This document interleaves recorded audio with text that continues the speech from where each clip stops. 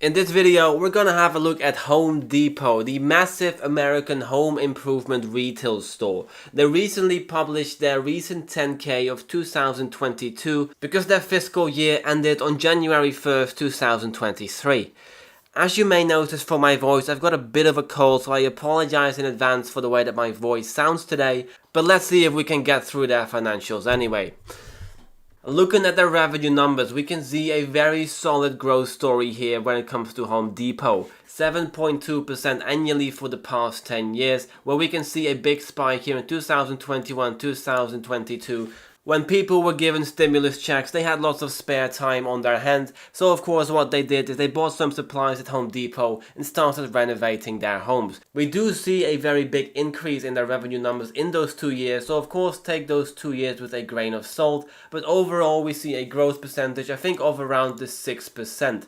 And their EBITDA has been growing in line or even faster than their revenue has, which does mean that they are increasing their margins. We see it almost every single year. Revenue increases by 7%, EBITDA by 13%, revenue by 6%, EBITDA by 11%. Even in the past year, revenue grew by 4.1%, EBITDA grew by 4.3%. So they are increasing their margins. They are becoming more efficient in operating their business. If we have a quick look at their profit margins here for the past 10 years, we can see that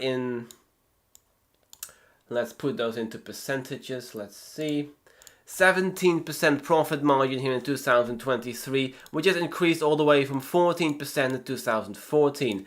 So this is very nice to see. Of course, they are increasing margins, increasing profitability. Their debt level has been increasing about in line with EBITDA, a little bit faster, but of course that's very much allowed. I think the moment that debt starts growing more than 3 times faster than EBITDA is when I will become a little bit worried. But I do think the increase in debt that we see is still quite conservative considering their growing EBITDA numbers. 9 billion in 2014, 42 billion in 2023. Just having a quick glance at their EBITDA, we can see that their earnings easily cover their debt level. They always have a little bit of cash on hand, but not too much to speak of. And their market cap, which is the price on the stock market alone, has been increasing by 10.5% every single year. This does not include the additional return of dividends, and this does not include the additional return of shares outstanding. So of course this is the additional bonus that you get on top of this, at which point I think we can see an appreciation of well above the 10%.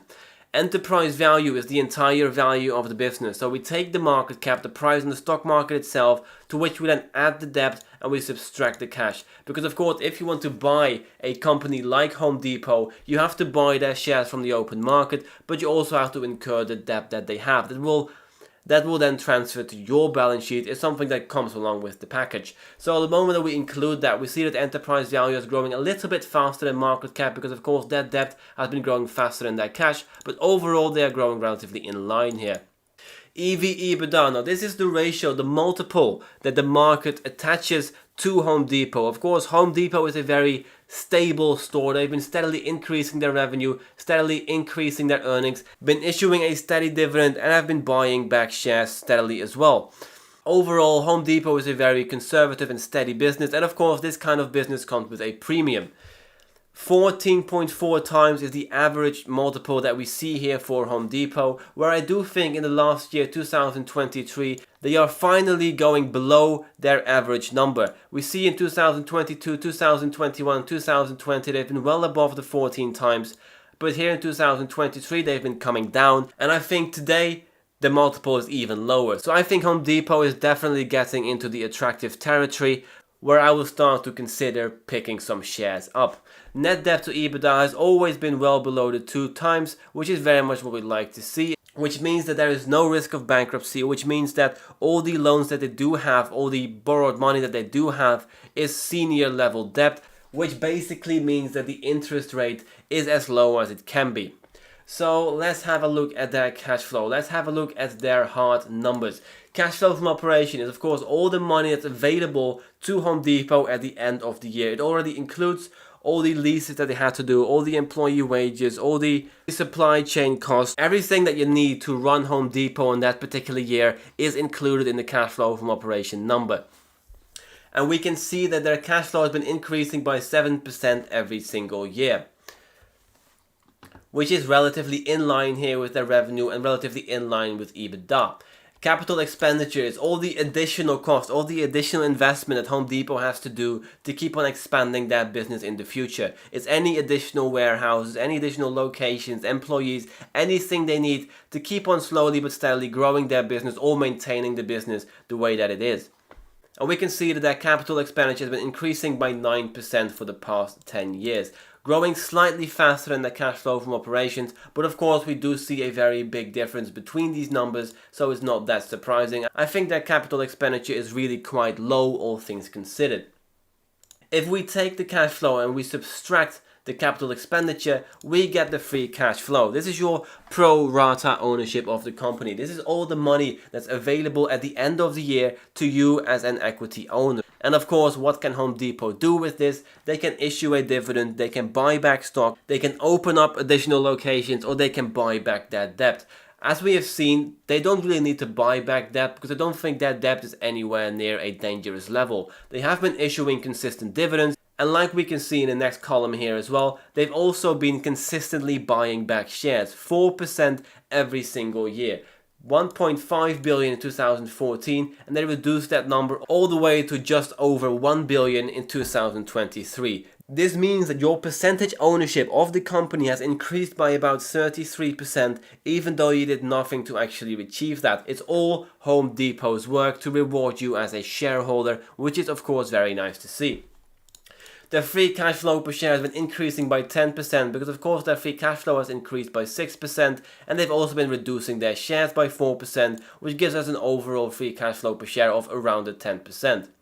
Price per share. Now this is the stock price as seen on the stock market itself. We can see just below 100 here in 2014 of $82.11, and we see a high point in 2022 of 416. Now of course this was the COVID boom. This is the moment that everyone got their stimulus checks. This is the moment that the revenue and the earnings numbers of Home Depot were absolutely massive. And they saw a massive growth. And of course, the moment that a company has a lot of growth, the premium of the stock price will go up because people are expecting something nice in the future. We see here in 2023, because their earnings have been relatively neutral as well as their revenue, we can see that the share price has dropped back quite a bit to $317. Free cash flow yield overall on average for the past 10 years has been around 4.5%, where the last 2 years have definitely been quite a bit lower than that, but I do believe that these numbers are quite the outlier. And of course, this then brings me into the business of trying to forecast Home Depot into the future. And whenever I forecast a company into the future, I always want to take relatively conservative estimates. And if these conservative estimates beat the stock market, that's when I'm going to be interested. So looking at the EBITDA growth for the past 10 years, we can see almost double-digit growth in the EBITDA numbers. 12, 11, 12, almost 9, 6, minus 3, 21, 24, and 4%. And I do think that these numbers are quite highly influenced by these two numbers here in 2021, 2022. And I think the moment that we kind of drop these numbers down to something maybe more in line with the linear pattern that we saw before that, we see an overall EBITDA growth of around the 8%, give or take. So, given that I want to be a bit more conservative, because I'm not sure what the future holds, maybe there are some economic headwinds coming right now, as we've seen in the past few months. Maybe those headwinds will continue, maybe a short recession will actually occur, and if that does, I want to be prepared for it. So I'm going to give them an EBITDA growth for the first 5 years of 6%, which is about 2% lower than the linear curve and 3% lower every single year than we've seen for them historically. But I do think that their growth is quite limited. I do think economic headwinds may have a bite into their profits and into their revenue. So I'm going to give them 6% for the first 5 years and 5% for the last 5 years. I'm also going to attach a multiple of 14 times, which is the number that they've been at historically. Of course, for the past 3 years, their multiples have been quite a bit higher because of the massive bull run that we had during those times. But I think this is the time that Home Depot will probably drop back to the more average multiple. And I think 14 is probably a nice estimate to expect into the future as well. This gives me an enterprise value of about $645 million, from which we subtract the debt, we add the cash, gives me a market cap of around the $600 billion. Divide this by the amount of shares outstanding, and I'm assuming that the amount of shares outstanding remain the same. Of course, if they reduce their share count as they have been doing for the past 10 years, it will only benefit you as the shareholder, but I can't really make the decision on what they have to do with their free cash flow. That's up to Home Depot itself. So this gives me a stock price 10 years from now of $573.47. And I'm going to do a very similar thing here for their free cash flow. Although maybe I will drop it down a little bit, because as we have seen, their cash flow from operation has been growing a little bit slower than their EBITDA has.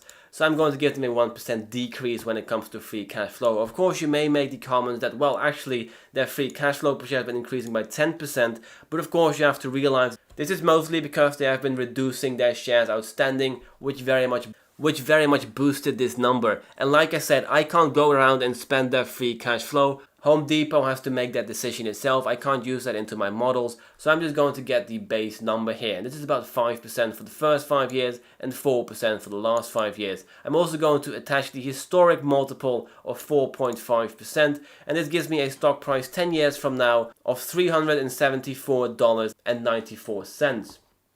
Looking at the stock market at this moment, I can buy as many shares as I want of $288.04, and this is even lower than the price that we've seen here on the 1st of January 2023. The price has been coming down even more, making of course our returns even more attractive. Given both our estimates of the enterprise value model as well as the free cash flow model, I expect a share price 10 years from now of $474.21.